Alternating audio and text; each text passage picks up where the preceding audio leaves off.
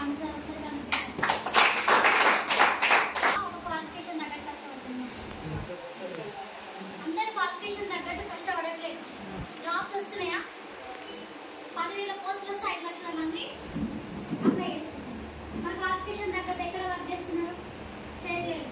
మనకు కావాల్సిన డబ్బు లేకపోతే మనం ఏం బ్రతకడానికి ఆప్షన్ లేదు. కాబట్టి ఏదో ఒకటి చేయాలన్న ఉద్దేశంతో ఏది ఎదురొస్తే చేసుకుంటూ పోతుంది. కానీ మనకు ఆపర్చునిటీస్ ఉన్నాయా? చేయడానికి ఉన్నాయా? లేవు. ఆపర్చునిటీస్ ఎక్కడ దొరకట్లేదు. మనకి ఎంత పెద్ద చదువు చదవని బీటెక్ చదివిన వాళ్ళు కూడా ఏదో ఒక చిన్న జాబ్ చేసుకుంటుంటున్నారు. ఎందుకంటే అక్కడ మనకి ఏ అవకాశం లేదు కాబట్టి. మరి వచ్చిన అవకాశాలు యూజ్ చేసుకోవచ్చా లేదా? చేసుకోవచ్చా? ఏ దాంట్లో తీసుకుంటుందా ఉండదా? ఏ దాంట్లో అయినా తీసుకుంటుంది. నువ్వు చదువుకునేటప్పుడు ఒక రిస్కే. మనకి చదువు అలవాటు లేదు కదా, టీచర్ దగ్గర పోయి నేర్చుకుంటేనే వస్తుంది. Yes or no? జాబ్లో కూడా ట్రైనింగ్ తీసుకుంటే వస్తుంది. మరి ఏ అవకాశంలో అయినా ఒక ట్రైనింగ్ అనేది మెయిన్లీ ఇంపార్టెంటే కాదు. అవునా కాదా సార్? వెస్టీజ్ అనేది కూడా ఒక గొప్ప ప్లాట్ఫామ్. మనందరికీ వచ్చింది అంటే మనం అదృష్టవంతులమా కాదు? వెస్టీజ్ అందరి దగ్గరికి వెళ్తారు. పట్టుకున్న వాళ్ళే గొప్ప. Yes or no? పట్టుకున్న వాళ్ళు ఎప్పుడైనా వెస్టీజ్ కావాలని తోసేస్తారా? నిలబడే శక్తి ఉంటే ఏది ఏం చేయలేదు. అవునా కాదా? మనకి డ్రీమ్స్ ఉంటాయా ఉండవా? డ్రీమ్స్ ఏదో చేసుకొని బతకాలన్న ఆలోచన ఉంటుందా?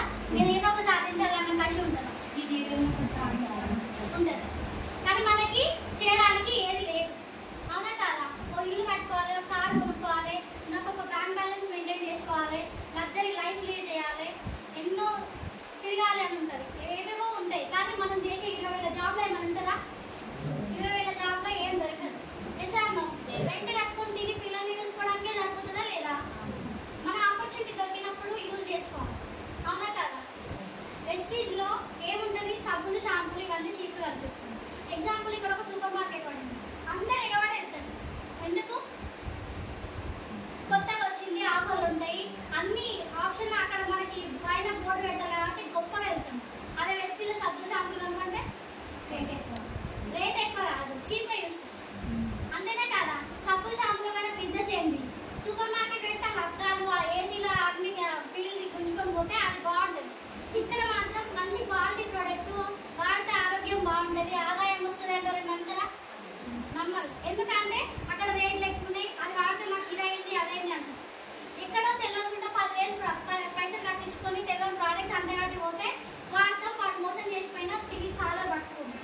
అదే ఇక్కడ వెస్టీజ్లో మాత్రం ఏ ప్రోడక్ట్ చిన్నగా అది మనకి ఇప్పుడు సబ్బు పెట్టుకుంటే మనకి ఇన్ఫెక్షన్స్ ఉంటే ఫస్ట్ తీసిన తర్వాత క్లియర్ చేస్తారంట. ఇన్ఫెక్షన్ రాగానే సబ్బు నాకు ఇది ఏమైంది అని ఎవరైతే ఇప్పించిన వాళ్ళ ముఖాన్ని పడేస్తాం. అవునా కాదా?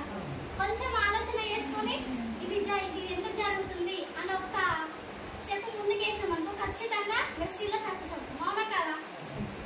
నేను ఏం చెప్తున్నా అంటే మనకి ఎక్కడ 20,000 జాబ్లో డ్రీమ్స్ ఫుల్ఫిల్ కావు. ఇక్కడ ఒక సంవత్సరం 2 సంవత్సరాలు 3 సార్లు చెప్పిండు 10 సంవత్సరాలు కష్టపడడం తప్పలేదు. ఎక్కడో 60-70 ఏళ్ళు వచ్చినా కూడా కష్టపడుతున్నారా లేదా? మన తాతలు కూడా ఇప్పటికి ఇప్పుడు పొలంలో చేనులో సారా వేసుకోండి. ఈ టైంలో కూడా కష్టపడ్డ కారణం ఏంటి? డబ్బు కోసం. ఎందుకంటే ఎంత తిన్నా తరగనిది డబ్బు. మనకి ఎంత కావాలనుకున్నా వచ్చేదే డబ్బు. కానీ అది కావాలంటే మనం కష్టపడాలి. నువ్వు 70 ఏళ్ళు 80 ఏళ్ళు కష్టపడ్డా కూడా మనకి ఎంత కావాలో అంత ఎప్పుడు రాదు. కానీ వెస్టీజ్లో మాత్రం ఎంత కావాలో అంత ఇస్తా ఉంటుందా లేదా? Yes or no? ఇక్కడ చేయొచ్చా లేదా? చేయొచ్చా? నేను ఒక హౌస్ వైఫ్ని. నాకు ఈ ప్లాట్ఫామ్ గురించి పెద్దగా ఏం తెలియదు. డైరెక్ట్ సెల్లింగ్ మార్కెటింగ్ అంటేనే నాకు తెలియదు. నేను జస్ట్ డిప్లొమా చదువుకోగానే పెళ్ళి అయింది. ఒక పాప పుట్టిన తర్వాత బిల్లు మేడం మా ఇంటి పక్కనే ఉండేది. ఒకసారి వచ్చి కూడా మా మీటింగ్ ఉంటుంది, వెస్టీజ్ ప్రోడక్ట్స్ ఇట్లా ఉంటాయి, దీంట్లో మనకి డబ్బు వస్తుందంట